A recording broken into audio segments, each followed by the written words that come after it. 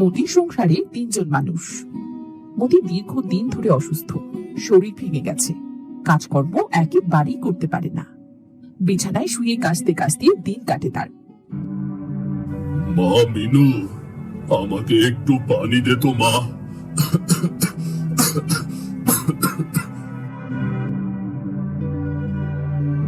এই নাও বাবা, তোমার পানি।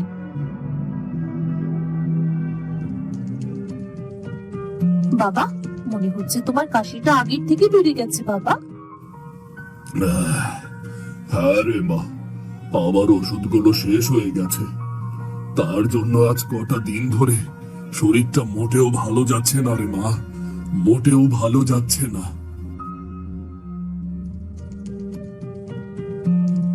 মা, ও মা, এই দিকে এসো তো। কি ব্যাপার, তোরা বাপ মেয়ে কি আমাকে একদণ্ড স্থির হয়ে বসতে দিবি না? কি হয়েছেটা কি? এমন করে চেল্লাচ্ছিস কেন? মা, বাবা বলছে বাবার ওষুধ আজ কদিন আগে শেষ হয়ে গেছে। আবার ওষুধ এনে দাওনি কেন মা? ওষুধ কোথা থেকে আনবো বলতো? ঘরে তো একটা পয়সাও নেই। খাবার দাবার যা ছিল সবই শেষ। ঘরে অবশিষ্ট চালটুকু নেই। মা, তাহলে এবার তুমি কি করবে? এবার টাকা কোথায় পাবে তুমি? এবার কি আমাদের সবাইকে না খেয়ে মরতে হবে? না রে মা, মরার কথা বলিস না। সবকিছু আমার জন্য হচ্ছে। আজ আমি যদি কাজ করতে পারতাম তাহলে আজ তোদের এত চিন্তা করতে হতো না। গিন্নি, আমাকে ক্ষমা করে দাও গিন্নি। আমি তোমাদের জন্য কিছুই করতে পারছি না গিন্নি, ক্ষমা করে দাও। হোগো, ওসব বলো না। দেখি মানুষের বাড়ি কাজ করে কিছু খাবার জোগাড় করতে পারি কিনা। হ্যাঁ, তাই দেখো গিন্নি, আমার ওষুধের দরকার নেই। আমার মেয়েটার জন্য কিছু খাবার জোগাড় করলেই হবে। মিতু, সংসারটা তোর মাকে একাই টানতে হচ্ছে। আমি তো কিছুই করতে পারি না। কি যে করব আমি। বাবা, তোমাকে অত চিন্তা করতে হবে না। দেখো, মা একটা ব্যবস্থা ঠিক করবে। আমাদের দিন ঠিক হয়ে যাবে বাবা। এভাবেই পরের বাড়িতে কাজ করে মিতা কোনো রকমে তার সংসার চালাতো। একদিন মিতা ঘরের কোণে কিছু শুকনো কচুর বীজ পেল। আরে, কচুর বীজ যে, এগুলো তো আগে দেখিনি। এগুলো যদি বাড়ির পাশে পড়ে থাকা জমিতে লাগাই তাহলে তো বেশ কিছু কচু গাছ হবে। অন্তত কচু ভাত খেয়ে তো দিন পারবো। মা, তুমি এখানে বসে বসে একা একা কার সাথে কথা বলছো মা? মিতু, দেখ তো, ঘরে বেশ কিছু কচুর বীজ পেয়েছি। জমিতে যদি কচুর বীজগুলো লাগাই তাহলে আমাদের বেশ কাজে লাগবে। মা, কচু হলে কি আমরা খেতে পারবো? কেন পারবো না? অবশ্যই পারবো। কচু খেতে তো ভালোই লাগবে, একটু কষ্ট হলেও দিন কেটে যাবে। কিন্তু মা, এইগুলো লাগাবে কোথায়? কেন, আমাদের বাড়ির পাশে যে বাসটাটা পড়ে আছে সেখানেই লাগাবো। অবশ্য একটু কষ্ট করতে হবে, তাহলেই হবে। কষ্ট না করলে কি কাজ করা যায়? চলো মা, আমরা দুজন মিলে আজই কচুর বীজগুলো জমিতে লাগিয়ে দিই। হ্যাঁ রে মা, তাই চল।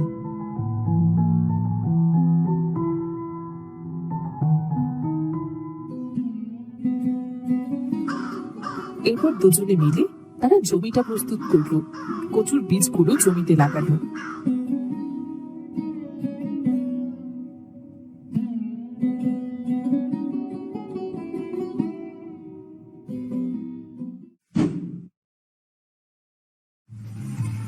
তারা মামিয়ে মিলে কচুর গাছগুলো খুব পরিচর্যা করত, নিয়ম করে কচু গাছে জল দিত। কিছুদিনের মধ্যেই কচু গাছগুলো বেশ বড় হয়ে উঠতে লাগলো।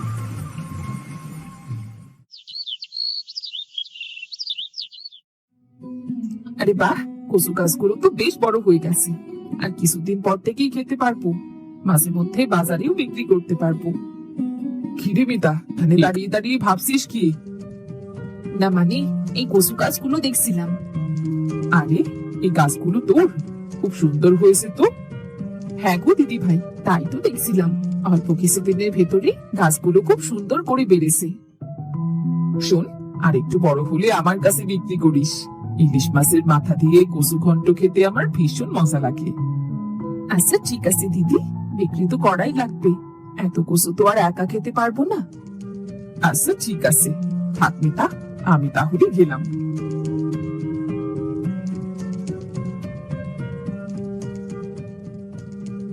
বাড়িতে তো কিছুটি নেই, একটা কচু উঠিয়ে নিয়ে যাই, কচুর ডাটা ঘন্ট করবো, কোন রকম দিনটা পার করলেই হচ্ছে।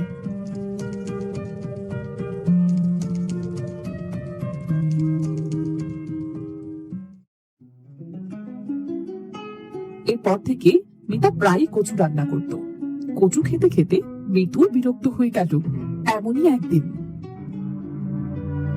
মা, আজ কি রান্না করেছো গো?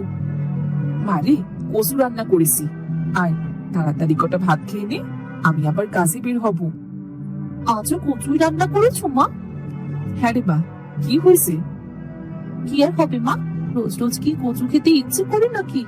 আমি আর কচু খাবো না। মারে রাগ করিস না, একটু কষ্ট করে খেয়ে নে মা। না মা, আজ আমি কচু খাবো না, আমি মাছ চাই, আমি মাছ দিয়ে ভাত খাবো মা। আহ, রোজ রোজই কচুর ঘন্ট, কচু ঝোল, কচু পোড়া, এইসব খেতে খেতে আমার কচু দেখলেই এখন যেন কেমন লাগে। আমি মাছ ভাত খাবো মা। কাঁদিস না তো, আমি কি করবো বল? পরের বাড়ি কাজ করে চাল ডাল আর তোর বাবার ওষুধ কিনতেই তো সব শেষ হয়ে যায়, মাছ কোথা থেকে কিনবো বলতো? না মা, আমাকে অন্তত একদিন মাছ রান্না করে দাও, আমি আর কোনোদিন মাছ মাংস খেতে চাইবো না। তুমি যা দিয়ে দেবে আমি লাইবো, কিন্তু আজ আমাকে মাছ দিতেই হবে মা। মাছ? মাছের তো অনেক দাম, এত টাকা আমি কোথায় পাবো? তোর বাবা সুস্থ হলে তোকে মাছ মাংস এনে খাওয়াবে, একটু ধৈর্য ধর মা। না মা, আমার মাছ চাই চাই, আজ আমি যদি মাছ না পাই তবে আজ আমি ভাতই খাবো না।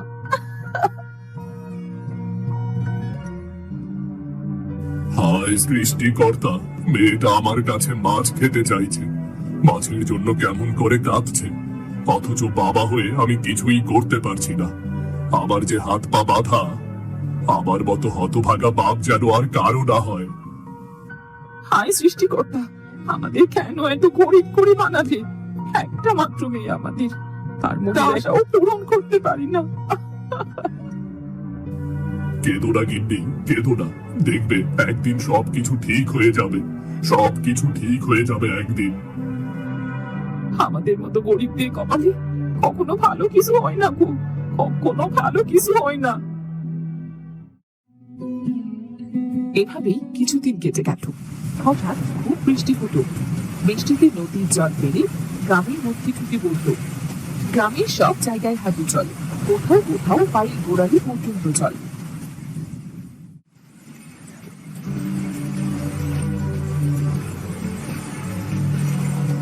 আরে মিতু, তোরা বাড়িতে বসে বসে কি করছিস রে? এই জলের ভিতর বাইরে কি কি করবো? কি করবি মানে? মাছ ধরবি? নদীর জল সারা গ্রামে ঢুকে পড়েছে, নদীর জলের সাথে সাথে মাছও এসেছে। সারা গ্রামের মানুষ মাঠে গিয়ে যে যার ইচ্ছা মতো মাছ ধরছে। কি বললি রবি, মাছ? আরে হ্যাঁ রে, মাঠে তো তোদেরও জমি আছে, ওখানে গিয়ে দেখ মাছ পাবি।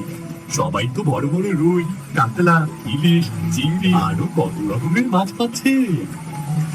আরে বাবা, তাই নাকি রে? তো কতদিন হয়ে গেলে মাছ খাই না। তাহলে তো এটাই সুযোগ, বসে না থেকে মাঠে আয়, আমি গেলাম তাহলে রে।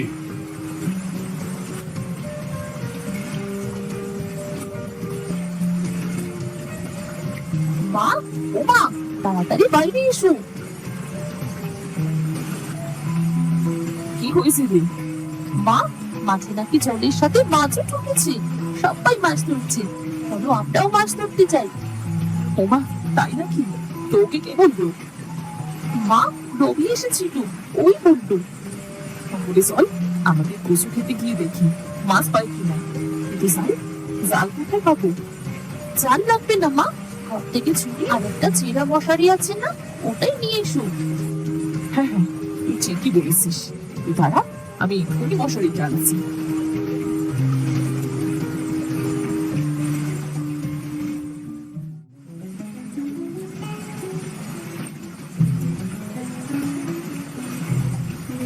আরে মিতা, সবাই মাছ ধরা হয়ে গেল, তোরা এত দেরি করে দেখ সারা মাঠে জেসার জমিতে মাছ ধরছে। মনে হচ্ছে মাঠে মাছ ধরার উৎসব শুরু হয়েছে। আমাদের মতো গরিব মানুষের কাছে এটা উৎসবের থেকে কম কিছু না। তা মন্দ কথা বলিস নি। আচ্ছা, গেলাম আমি।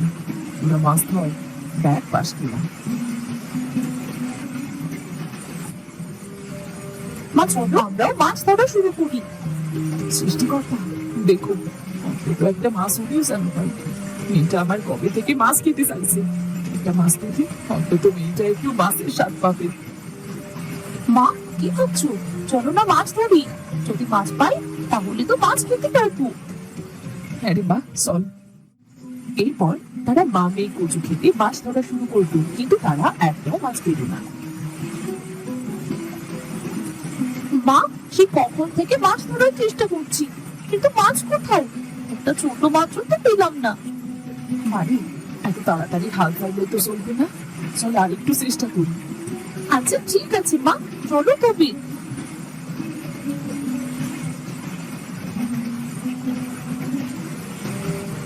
মা দেখো দেখো, কচু গাছটার গোড়ায় কিছু একটা নড়ছে। কোথায় রে মা?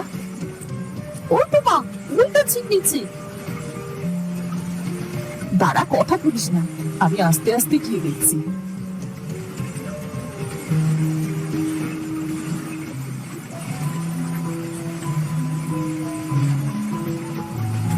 আরে বিদ্যুৎ, বড় ছুরিটা নিয়ে আয়। এসে দেখ মা, আমাদের কচু গাছে ইলিশ মাছ আটকে গেছে।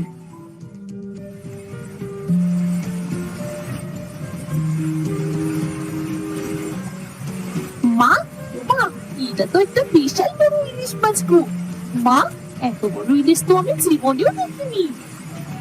আমি তো কখনো চোখে দেখিনি, আর তুই কি করে দেখবি? সৃষ্টিকর্তা আমাকে অসংখ্য ধন্যবাদ। আজ আমার মেয়ে মাছ খেতে পারবে, তাও আবার ইলিশ মাছ। কি মজা হবে গো মা, আজ কতদিন পর আমরা ইলিশ মাছ খাবো। বাবা মাছটা দেখলে খুব খুশি হবে। বিন্দু, তুই এসে ধর তো। দুজনে ধরে মাছটা ছুরিতে উঠাতে হবে। একা একা উঠানো যাবে না, যদি মাছটা ফসকে যায়। এরপর তারা দুজন সেই মাছটা ধরতে গেল। হঠাৎ মাছটা মুখ খুলে কথা বলতে শুরু করলো। আমাকে ধরো না, আমাকে আমাকে দয়া করে ছেড়ে দাও। মেরো না, দয়া করো। ও মা, মা শুনছো? ইলিশ মাছটা আমাদের মতো করে কথা বলতে পারে। আমাকে মেরো না, আমার পেটে ঠিক আছে। দয়া করে নদীতে ছেড়ে দাও। আমাকে যদি নদীতে না ছাড়ো, আমার সব বাচ্চারা মারা যাবে। আরে কে কি অবাক কাণ্ড! মাছ আবার কথা বলছে! বাবারে বাবা, মাছ আবার কথা বলে নাকি? এইটা কি করে সম্ভব? মাছ, তুমি কি করে কথা বলতে পারো? আমি হলাম ইলিশের রানী। আমি নদীতে ডিম ছাড়ার জন্য এসেছিলাম, কিন্তু জলের স্রোতের ভেসে এখানে এসেছি। আর এই কচু গাছটার সাথে আটকে গেছি। সে না হয় বুঝলাম, কিন্তু তুমি তুমি কথা বলছো কি করে? কারণ আমার কাছে জাদু শক্তি আছে। ওমা, জাদু? তাহলে তুমি জাদু দিয়ে নিজেই নদীতে চলে যাও। আমাদের কাছে কেন চাইছো সাহায্য? আমি এখানে অনেক সময় ধরে আটকে আছি, আর আটকে থাকার কারণে আমার কোনো শক্তি কাজ করছে না। তোমরা দয়া করে আমাকে নদীতে রেখে এসো। আমার যে খুব কষ্ট হচ্ছে। মা, মাছটা খুব কষ্ট পাচ্ছে। দেখো মাছটা কেমন করে কাটছে। আমরা যদি মাছটা খাই তাহলে ওর বাচ্চারা জন্ম নেবে না। আমি মাছ খাবো না মা। চলো মা, ওকে নদীতে ছেড়ে দিয়ে আসি, না হলে যে ও মারা যাবে। মা, ছেড়ে দিবি মানে? তুই প্রতিদিন মাছ খাবার জন্য কাঁদিস, আজ তুই মাছটা হাতে পেয়েও ছেড়ে দিতে চাই? তোর তো মাছ খেতে খুব ইচ্ছে করছিল রে মা। না মা, আমি আর মাছ খাবো না। প্রতিদিন তো মাছ না খেয়েই আছি, আজও না হয় না খেয়ে থাকবো। মাছের পেটের বাচ্চাগুলোতে আমার মতোই ছোট হবে, আর তাদেরও বাঁচতে হবে। আমি এতগুলো জীবন নষ্ট করতে চাই না মা। তুই আমার এত ছোট্ট মেয়ে, তোর ওদের এত মায়া। আচ্ছা ঠিক আছে রে মা, চল তাহলে মাছটার জীবন বাঁচাই। আর তুই ঠিকই বলেছিস মিতু, একদিন মাছ খেলেও কি আর না খেলেও কি, গরিব মানুষের আর খাওয়া না খাওয়া, তার চেয়ে বরং মাছটি সহ মাছটির বাচ্চাগুলোর জীবন বাঁচুক। তোমাদের অনেক ধন্যবাদ, তোমাদের বলে অনেক মায়া। তোমরা খুব ভালো মানুষ।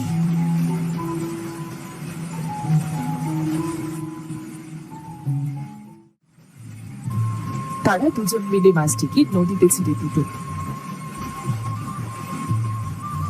জমি নামতেই মাছটা ঝলমল করে উঠল, যেন চারপাশ সোনালি আলোয় ভরে উঠল। ছোট্ট মেয়ে মিতু, তুমি নিজের ইচ্ছে ত্যাগ করে আমার প্রাণ বাঁচিয়েছ। তোমার দয়ার ফল আমি কখনো ভুলব না। তোমাকে সাহায্য করতে পেরে আমারও খুব ভালো লাগছে ইলিশ মাছ। তোমার মনে অনেক দয়া। তোমার এই প্রতিদান হিসেবে আমি তোমার এই কচু খেতে আমার ডিম রেখে গেছি। এই ডিম কোনো দিন শেষ হবে না।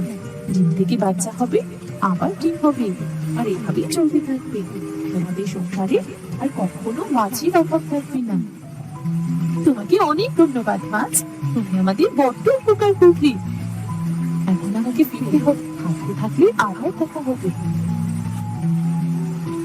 মেতুরে, ইলিশ মাছ যেটা পড়ে গেল, যদি সেটা সত্যি হয় তাহলে আমাদের সব কষ্ট দূর হয়ে যাবে রে মা।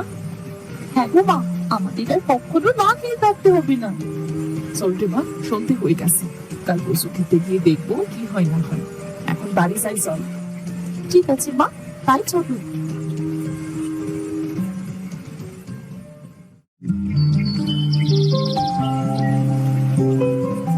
পরের দিন তারা খুব সকালে কচু খেতে গিয়ে দেখে তাদের কচু খেয়ে ইলিশ মাছের ডিমে ভরে গেছে। ইলিশের ডিমগুলো মুক্তোর মতো চকচক করছে চারিদিকে। মা মা মা, দেখো মাছের ডিম। আমাদের সারা কচুর খেতে ডিমে পড়ে গেছে। এখন আর আমাকে মাছ খাওয়া টানতে হবে না মা।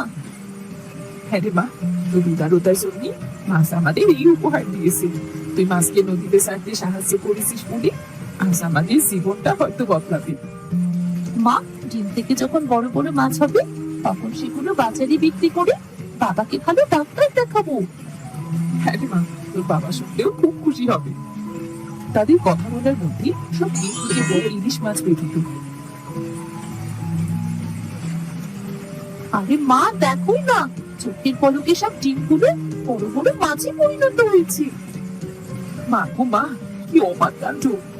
মৃদুরে, আমাদের কষ্টের দিন মনে হয় পুরনো, তবে সৃষ্টিকর্তা আমাদের মুখ তুলে চেয়েছেন মা। আমাদের সাহায্য করবার জন্য উনি ইলিশ মাছকে পাঠিয়েছেন। মা চলো, আজ ইলিশ মাছের ডিম দিয়ে কচু শাক রান্না করবে।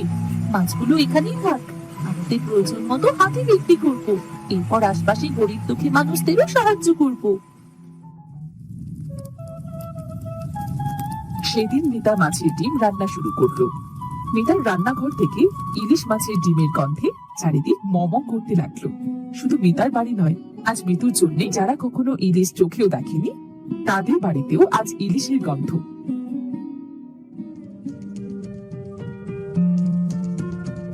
আহ মা, খেতে ভারী মজা, খুব সুস্বাদু লাগছে। মা খাও বাবা, চুপ করে বসে আছো কেন?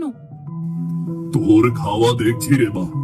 আবার ছোট্ট মেয়েটার সদ্বুদ্ধির কারণে আজ ইলিশের ডিম চোখে দেখছি। সবই তোমাদের দেওয়া শিক্ষা বাবা। খাও খাও, খাওয়ার সময় বেশি কথা বলতে হয় না, এটাও কি জানো না? জানটা জুড়িয়ে গেল, খুব স্বাদ। আবার মেয়েটা আমাদের সংসারের ভাগ্য উল্টে দিল। হ্যাঁ গো, আমাদের আর কোনো কষ্ট থাকবে না গো। তোমার ওষুধও ঠিক মতো কিনতে পারবো। দেখো, এবার তাড়াতাড়ি সুস্থ হয়ে যাবে। হ্যাঁ বাবা, তাই হবে। আমরা সুখে শান্তিতে থাকবো। তুমি তাড়াতাড়ি সুস্থ হও বাবা। হব রে মা, হব। এবার যে আমার কষ্টের দিন শেষ রে। সুস্থ যে আমাকে হতেই হবে রে, হতেই হবে। যার ঘরে এমন এক ফোঁটা আলো আছে সে কি আর অসুস্থ থাকতে পারে?